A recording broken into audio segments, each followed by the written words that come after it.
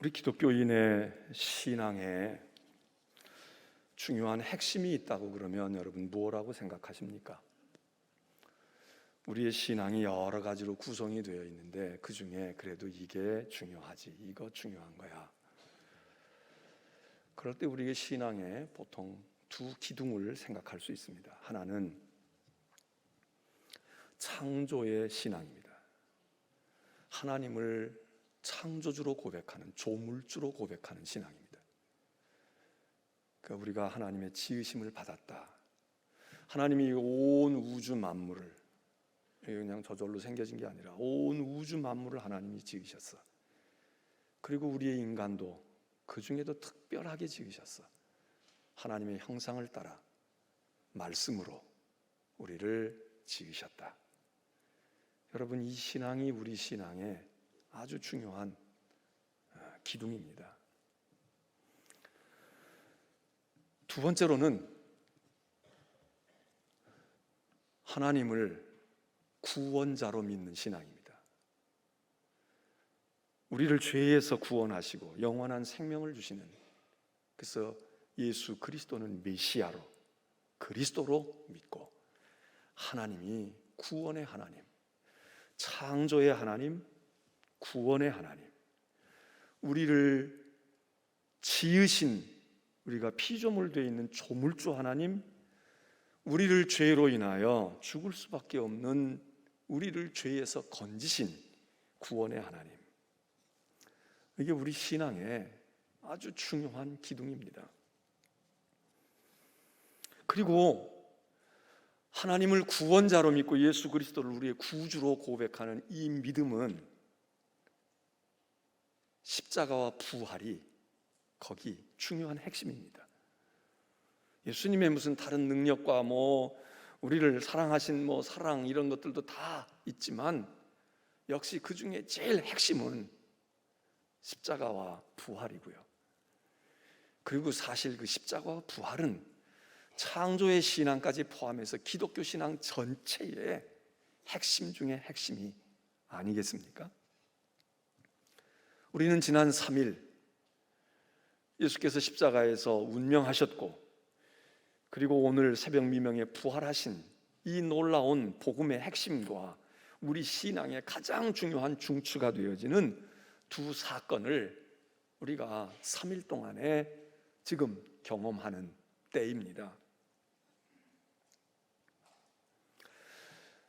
그 중에도 부활은 모든 것을 힘있게 하고 의미있게 하는 최고의 정점입니다. 우리가 십자가가 중요하지만 만일에 여러분 예수님께서 십자가에서 죽으셨는데 부활하시지 않았다, 그러면 고맙고 감사하긴 하지만 이 십자가는 무기력한 십자가가 됩니다. 고맙고 감사하고 참 아깝다, 훌륭하다 이렇게 되지만 우리의 구원이 예수의 죽으심만으로 가능하겠습니까? 사도 바울은 이 부활의 중요한 핵심 진리에 대해서 고린도전서 15장에 아주 유명한 부활에 대한 교리와 해설을 우리에게 해주는 말씀이 있습니다. 거기서 바울은 부활은 있다 이렇게 대전제를 합니다. 예수님이 부활하신 걸 보니까 부활이 있는 거야 이렇게 말하지 않고 부활은 있는 거야. 하나님께서 우리에게 부활을 주셨어. 그래서 부활이 원래 있기 때문에 예수님도 부활할 수 있다, 논리를 이렇게 전개합니다. 하나님의 부활의 섭리와 계획 속에서 예수 그리스도도 부활하신 거다. 그리고 그 부활이라고 하는 것을 우리가 아주 분명하게 확실하게 체험하고 증명할 수 있는 것은 예수 그리스도의 부활하십니다. 그래서 부활이 없으면 바울이 지금 자기가 전하는, 사도들이 전하는 복음 전파도 다 헛거다 이겁니다. 다 거짓이야, 무의미한 거야. 우리가 가지고 있는 믿음도 부활이 없으면 그 믿음도 허망한 것이다. 왜냐하면 부활이 없으면 우리가 예수님이 십자가에서 죽어서만 되시는 게 아니라 그 십자가 죽으심을 극복하고 이기고 죄를 타파하고 죄를 깨트리는 권세가 부활인데, 만일 부활이 없으면 우리가 여전히 죄 가운데 있을 거예요. 우리는 여전히 죄 가운데 있을 거고 여전히 멸망 가운데 있을 거다. 그렇기 때문에 그 믿음만 가지고 있는 우리는 불쌍한 존재다, 불쌍하기 이를 데가 없다, 그렇게 이야기합니다. 오늘 우리는 그 부활을, 그리스도의 부활을 우리가 지금 은혜로 받고 있고 경험하고 있고 보고 있는 것입니다. 오늘 부활하신 그리스도께서 제자들에게 나타나셔서 하신 말씀들을 우리가 이 부활절 아침에, 이 낮에 예배를 드리면서 그 말씀들을 다시 한번 음미해 봅니다. 도대체 부활하신 그리스도가 무슨 말씀을 하셨을까? 그들을, 제자들에게 나타나셔 주님이 뭐라고 말씀하셨을까? 안식 후 첫날 저녁이라고 말씀하고 있으니까 우리 시간으로 따진다면 오늘 저녁이겠죠. 새벽에 주님이 부활하시고 저녁에 제자들을 만나십니다. 제자들은 그때 오늘 성경 요한이 전해주는 것을 보면 19절에 두려움 가운데 함께 모여 있었다는 겁니다. 문들을 꼭 닫고, 그리고 세상 사람들이 두려워서 이제 우리에게는 다음 닥쳐올 순서가 뭘까? 우리에게는 무슨 일들이 벌어질까? 예수 그리스도가 이때만 해도 제자들이 오늘 새벽에도 말씀을 나누었지만 빈 무덤까지 가서 확인을 했지만 아마 이게 예수님이 부활하신 건지 누가 시신을 훔쳐간 건지, 안 믿는 세상 사람들은 예수의 추종자인 우리들이 예수의 시체를 훔쳐다가 어디다 갖다가 두고 예수 부활했다고 헛된 소리 한다고 그 사람들은 그렇게 하는데, 제자들은 자기들이 그러지 않았잖아요. 그런데 예수님의 시신이 없어졌으면 말씀대로 부활하셨구나 이렇게 확실히 믿어야 되는데 아직도 긴가민가 했던 것 같아요. 어떻게 보면 믿을 것 같고 어떻게 보면 아닌 것 같고. 그러니까 무서워서 두려워서 지금 함께 모여서 문을 꼭 걸어 닫고 숨죽인 채로 있었다는 겁니다. 부활하신 주님이 그들에게 찾아가셔서 제일 처음에 하시는 말씀은 너희에게 평강이 있을지어다. 이 말씀을 오늘 본문에서만 3차례 말씀을 하십니다. 19절, 21절, 26절. 예수께서 또 이르시되 너희에게 평강이 있을지어다. 예수께서 오사 가운데 서서 이르시되 너희에게 평강이 있을지어다. 평강이 없잖아요. 지금 두려움 가운데 있지 않습니까? 문까지 걸어 닫고 숨도 쉬지 못하고 있지 않습니까? 두려워하는 사람들에게, 무서워하는 사람들에게, 사태가 어떻게 진전이 될까 불안해 떨고 있는 사람들에게 예수님께서 오셔서 한 번, 두 번, 세 번이나 평안이 있어라, 평안을 가져, 평화가 있기를 원한다 말씀을 하셨다는 겁니다. 오늘 우리는 부활의 주님을 통하여 이 음성을 들어야 하지 않겠습니까? 오늘 우리는 이 제자들처럼 예수님과 직결된 불안함, 예수님이 십자가에서 처형되시고 그 불똥이 나에게도 튈까, 이러는 불안감은 사실 우리가 아니잖아요. 우리가 무슨 그런 박해를 받아요. 그렇지만 우리 나름대로의 삶의 두려움과 불안과 걱정과 무언가 우리를 위협하고 있는 것들, 그 중에는 우리가 믿음을 가지고 있지만 역시 우리가 부활의 신앙이 별로 없고 그래서 내세에 대한 모든 확신을 가지지 못한 그런 불안감도 있겠죠.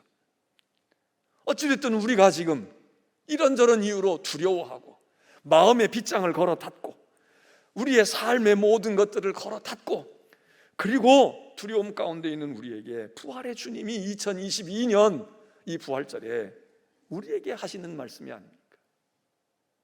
너희에게 평안이 있을지어다. 오늘 이 부활절 예배를 드리러 빈 무덤을 향해 나온, 부활하신 자리를 향해 나온 우리에게 평안이 있을지어다. 요한복음 14장에 사도 요한은 그 앞에 벌써 이미 예수님의 십자가 순환 사건, 죽으시고 부활하신 그 이전에 예수님의 말씀을 이렇게 전합니다. 평안을 너희에게 끼치노니 곧 나의 평안을 너희에게 주노라. 내가 너희에게 주는 것은 세상이 주는 것과 같지 아니하니라. 그러니 마음에 근심하지도 말고 두려워하지도 말아라. 여러분, 세상도 우리에게 평안을 주지 않습니까? 우리는 세상이 무슨 평안을 줘, 주님이 평안을 주시지, 그렇게 말로는 그렇게 얘기하지만 우리가 세상의 평안도 받지 않습니까? 돈이 없어서 불안할 때 돈이 좀 생기면 마음이 좀 느긋해지지 않습니까? 질병에 고통 가운데 있는데 수술 잘 받고 잘 치료하고 이제는 괜찮아요, 이제는 건강 회복하실 수 있으니까 운동도 하고 일상의 생활을 하십시오. 그러고 퇴원하고 나오면 우리 마음이 좀 평안하지 않습니까? 세상에 어떤 일들이 풀려져 가지고 좀 우리가 숨통이 트이게 되면 그래도 평안하지 않습니까? 그런데 주님 말씀하세요. 내가 주는 평안은 세상이 주는 것과, 물론 세상도 주는 거 주님도 인정하신 거죠. 세상도 평안이라는 걸 주지, 그러나 그거 달라. 마치 사마리아 여인이 야곱의 우물에 물 길러 와서 그 여자는 물이 넉넉한 삶을 사는 환경 속에 있던 여인이었지 않습니까? 주님이 그 여인에게 내가 너에게 주는 물은 달라. 다시 목마르지 않는 물을, 내가 영생의 물을, 영원한 물을 줄 수 있어 말씀하신 것처럼 오늘 우리에게 세상의 평안이 아닌 평안, 빼앗기지 않는 평안, 변하지 아니하는 평안, 그 평강을 부활의 주님이 주신다고 말씀하십니다. 둘째로 주님은 이 말씀을 하시고 제자들에게 손과 옆구리를 보여주십니다. 그리고 내가 바로 그 십자가에 달려 죽었던 나야 증명해 보이십니다. 제자들이 그 주님의 못자국을 보고 옆구리를 보고 주님의 평안하에 있으라 말씀하시는 걸 듣고 그들이 기뻐했다 그랬습니다. 기뻐했다. 기쁨이 생긴다 이거죠. 사람들은 슬펐지 않습니까? 아팠잖아요. 괴로웠잖아요. 자책하는 마음도 있고 두려운 마음도 있고. 그런데 그들에게 부활의 주님이 보여주시고 말씀했더니 제자들이 주를 보고 기뻐하더라. 20절에는 이 말씀을 하시고 손과 옆구리를 보여주시고 제자들이 그 말씀을 듣고 보더니 기뻐했다. 기쁨이 생겼다. 슬픔이 변하여 기쁨이 저들에게 임하였다. 여러분, 오늘 우리들이 이 부활의 날에 세상이 알 수 없는 기쁨과 평안함이 우리에게 과연 있을까요?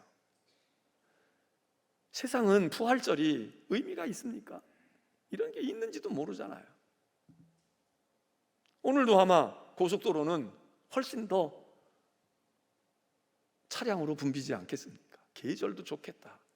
내일 해제한다고 18일 날부터 해제라고 이야기하지만 벌써 우리가 알아서 다 해제했는데, 내일 해제했는데 뭐 오늘 이런다고 그러겠어? 한 사람이라도 더 들로 산으로 산천 경계를 구경하고 꽃향기 날리는 곳 속에서 인생을 회복하고 즐기고 힘을 얻으려고. 부활절이 무슨 의미가 있습니까? 세상은 그렇다 손 치더라도 우리 믿는 사람들에게도 부활절이, 아니야, 부활절보단 지금 벚꽃이 지금 말이야, 꽃이 지금 개나리 진달래 피고 있는데 지금 이 때가 아니면 아니야, 그러는 우리들은 아닐까요? 그런데 제자들이 부활하신 그리스도의 말씀을 듣고 그의 모습을 보고 기쁨이 샘솟아 올랐다는 거예요. 기뻐하더라. 기뻐하더라. 오늘 여러분들이 이 부활의 감사와 축하의 자리에 나와서 예배하는 이 시간에 우리에게 이 평안이, 그리고 이 기쁨과 이 즐거움이 우리 가운데 있어야 우리가 부활을 믿고 누리는 하나님의 복된 백성들 아니겠습니까? 예수님은 그렇게 보여주시고 말씀하시면서 제자들에게 아버지께서 나를 보낸 것처럼 나도 너희를 보낸다고 이야기하십니다. 나도 너희를 보낸다.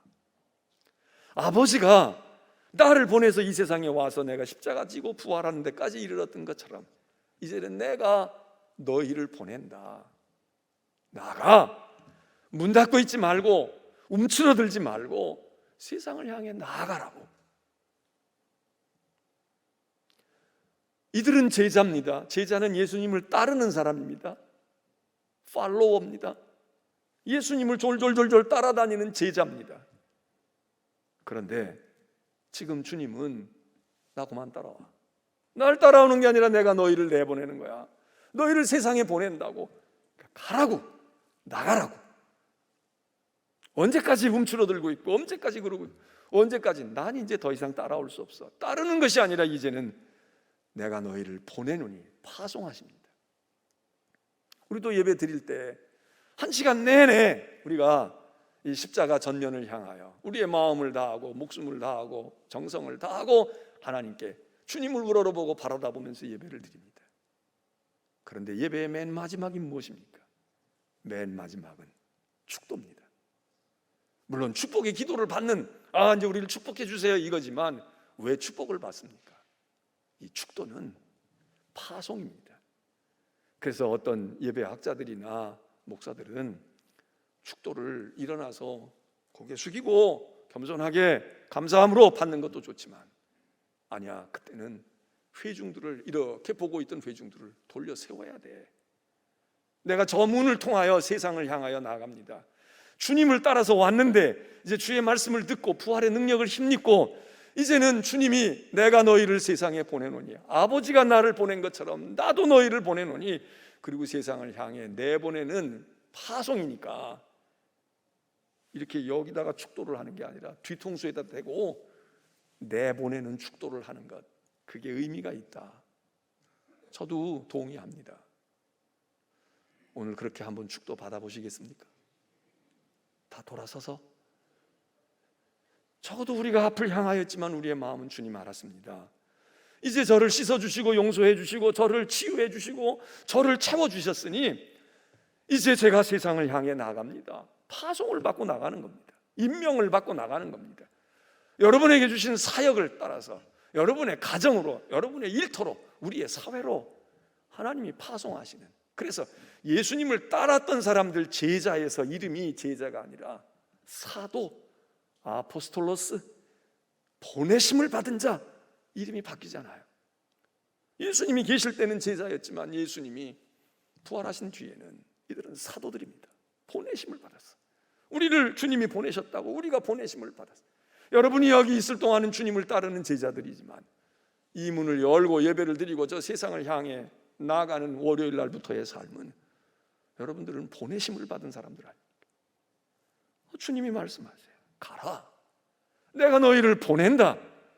우리는 주님께 와서 주님의 주신 사명을 받아가지고, 그리고 알았습니다. 제가 그걸 해야 되겠군요. 그렇게 하라고 하고, 그런 일을 하라고 하고, 그렇게 살라고 하고, 그리고 우리는 사명을 받고 세상에 보내심을 받은 사람들입니다.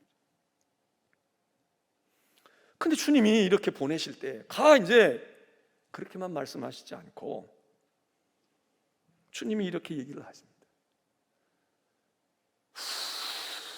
하고 숨을 쉬셨다는 겁니다. 이게 그냥 아이고 이러고 한숨을 쉬는 숨이 아니에요. 이건 의도적으로 당신의 속에 있는 깊은 호흡을 하고 내뱉는, 오늘 성경 말씀에 보면 이 말씀을 하시고 그 제자들을 향하여 숨을 내쉬며 말씀하신 거예요. 성령을 받아라. 성령을 받아라. 성령이라는 말이 구약에서는 루아하, 숨, 바람, 호흡, 이런 의미를 가졌다고 우리가 알고 있지 않습니까? 주님이 말씀으로만이 아니라 당신의 숨을 내뱉어 주시면서, 그게 하나님의 영이니까, 하나님의 기운이니까 성령을 받으라고, 성령을 받으라고. 부활의 주님이 하신 말씀은 우리 보고 성령을 받으라는 거예요. 그래서 예수 그리스도가 부활하시고 40일 있다가 승천하시고, 그리고 열흘 뒤에 50일째 되는 날 오순절 아닙니까? 그 오순절에 성령 강림의 역사가 나타나고 그것이 교회가 되지 않습니까? 그 우리는 이제 부활절이 끝나면 우리의 신앙의 고지는, 목표는 뭔가? 오순절입니다. 성령 강림을 향해서 예수님이 40일 동안 같이 계시고 40일째 되는 날 승천하셨지만 그 나머지 열흘은 홀로 우리끼리 있는데 딴 거 하지 마, 딴 거 없어. 예루살렘을 벗어나지 말고 떠나지 말고 딴 거보다 중요한 것은 약속한 것을 기다려. 아버지께서 약속하신 것, 그게 성령 아닙니까? 성령을 기다려서 그들이 성령을 받았다는 거예요. 오늘 우리는 보내심을 받는 사람들입니다. 예수님이 오늘 부활의 주님을 우리가 끝까지 따라서 빈 무덤까지 가고 부활의 자리에까지 간 우리들에게 주님은 말씀하십니다. 이제 됐어. 자꾸 나 따라다니지 말고 너희가 나가는 거야. 이제는 너희를 내가 보내는 거야. 그리고 보내실 때 성령을 우리에게 부으시고 하나님의 숨, 호흡과 생명의 기운을 우리에게 주시고 나가라. 성령이 너희와 함께 할 거야. 그리고는 주님이, 부활의 주님이 또 하신 말씀은 대단한 말씀을 하십니다. 23절에 나가, 성령을 힘입어 나가라고. 그런데 말이야, 나가서 너희가 누구의 죄든지 사하면 사하여질 것이고 누구의 죄든지 그대로 두면 그대로 있을 거다. 주님이 대단한 권세를 우리에게 주십니다. 그냥 가, 알아서 해, 그동안 많이 받았잖아, 이렇게만 말씀하시지 않고 물과 피를 쏟아서 우리에게 생명을 주신 그분이 그의 영을 우리에게 주시고 우리에게 권세를 주시는데, 그 권세가 뭐냐? 죄사함의 권세를 주신다는 거예요. 십자가의 사건을 통해서 우리는 죄사함을 얻은 사람들입니다. 죄 씻음을 받은 사람들이에요. 부활을 통해서 우리가 그거를 확신하고 그거를 우리가 증거 받았어요. 야, 주님 부활하신 것 보니까 주님이 죄사하는 권세가 있구나, 사망을 이기는 권세가 있구나, 우리를 구원하셨네. 그랬는데 우리는 그것만도 이게 얼마나 놀라운 일입니까? 그것만으로도 우리는 감사하고 감격할 일인데 주님은 한 걸음 더 나아가셔서 우리들 보고 너 죄사함만 받고 너 자유함을 얻었다고 그것만 노래하고 있을 거야? 아니야. 너희도 죄를 사할 수 있다. 이게 무슨 이단 같은 소리입니까? 이게 무슨 잘못된 소리입니까? 주님이 말씀하시는 거야. 너희들이 그냥 가는 거 아니야. 그냥 가서 설렁설렁 하라는 거 아니야. 너희들이 특별한 권한을 가지고 가는 거야. 너희들이 가서 내가 너희의 죄를 사하여 준 것처럼 너희가 저 세상 사람들의 죄를 사하여 주라고. 베드로에게 주님이 가이사라 빌립보에서 예루살렘을 향하여 내려오시고 올라오실 때에 베드로가 주는 그리스도시요 살아계신 하나님의 아들이십니다 그러고 고백했을 때 주님이 특별한 선물을 주셨잖아요. 근데 믿음이 참 대단하다. 그 위에 내 교회를 세울 거고 말이야. 너 내가 천국의 열쇠를 줄 거야. 그러니까 네가 여기서 잠그면 저기도 잠기고 여기서 풀면 저기 열릴 거야. 베드로가 받았잖아요. 그런데 주님이 여기서 오늘 우리에게 이걸 주시는 거예요. 사실 그게 베드로 개인에게 주신 건 아니지. 그 믿음을 보고 주신 건데 오늘 부활의 믿음을 가지고 있는 우리들에게 주님이 내가 너희의 죄를 사해 줄 뿐 아니라 내가 너희를 나처럼 보내는데 내가 너희를 사해 준 것처럼 너희도 나처럼 가서 사해 줘. 너희가 세상을 잠그고 너희가 세상의 문을 잠가버리고 너희가 그러고 있으면 세상이 사함을 못 받아. 너희를 통해서 세상이 사함을 받을 거야. 너희를 통하여 아브라함아 너를 통해서 내가 다른 사람도 복을 받게 할 거야. 복의 근원이 되게 하시듯이.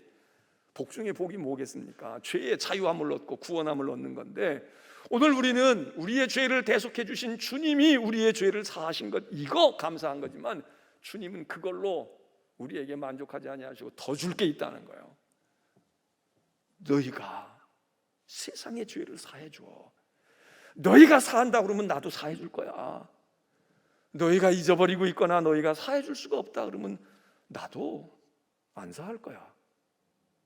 뭐 이런 주님의 엄청난 권한의 위임 아니겠습니까? 여러분, 오늘 교회가 세상의 죄를 위하여 기도하잖아요.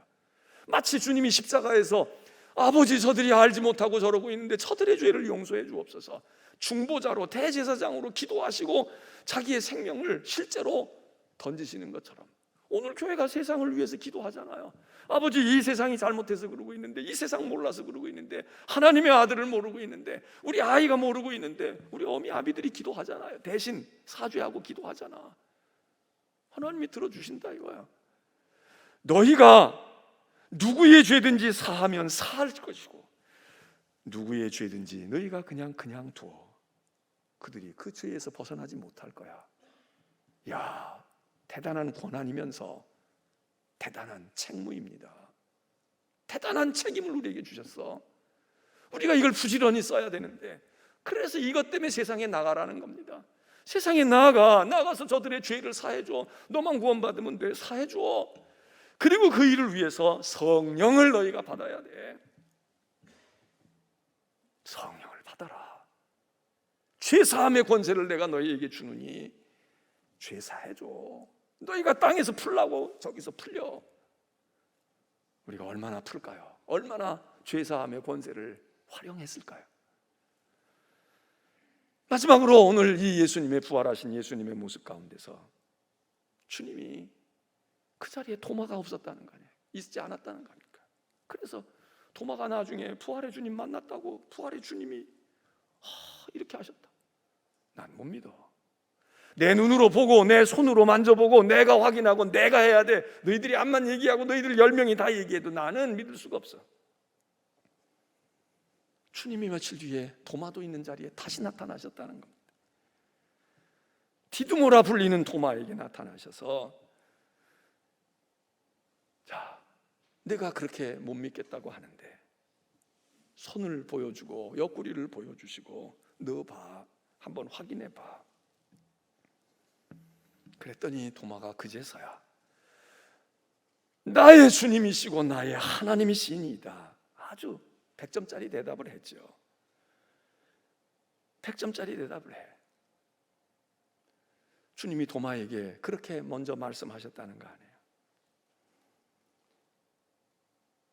손가락을 넣어봐라. 그리고 말이야, 제발 믿어. 믿음 없는 자가 되지 말고 믿는 자가 되라.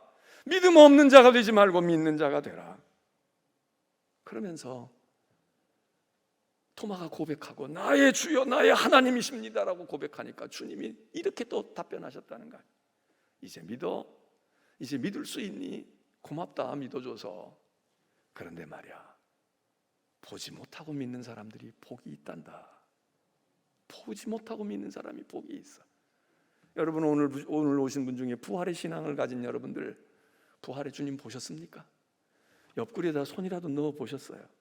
못자국이라도 사진 찍어 놓으신 거 있으셔? 우리는 다 보지 못하고 믿는 사람들입니다. 보지 않았지만 믿는 사람들입니다. 주님이 봐, 인천중앙교회 가봐, 보지 못하고 믿는 사람들 부지기수야. 복 있는 사람들이지. 얼마나 복 있는 사람들인지 몰라. 여러분이 스스로 복이 있다고 생각하시냐고. 야, 내가 큰 복을 받았구나. 내가 대단한 복을, 도마보다 내가 더 복된 자로구나. 그것 때문에 또 우리가 감사할 수 있어야 되는데 그 감사가 일어납니까? 그냥 뭐 믿는 거지 뭐. 여러분, 그렇지 않아요. 토마는 보고서야 믿었습니다. 보고서야 믿었어. 근데 우리는 보지 않고 믿는 거야. 우리 믿음이 우리가 생각해도 시원찮지만 주님이 말씀하셔야 되는데, 보지 않고 믿는 사람들, 복 있는 사람들이다.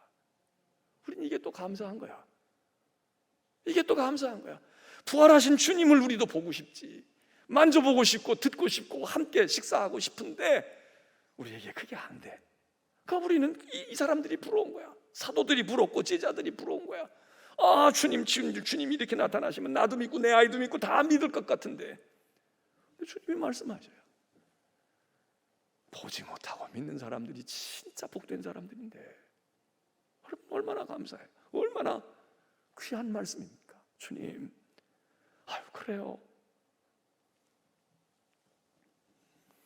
여러분, 오늘 부활절을 맞으셨습니다. 부활이 여러분의 것입니까? 우리의 것일까요?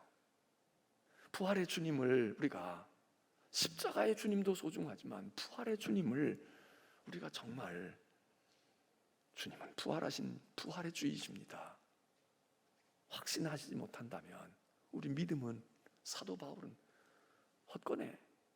딴 거 잘 믿고 있지만 다 헛된 거네. 별 의미 없어. 바울은 단칼에 그럴 것 같아요. 오늘 이 부활을 맞이한 여러분들, 부활의 주님이 말씀하신 대로 여러분에게 평안이 있으시길 빕니다.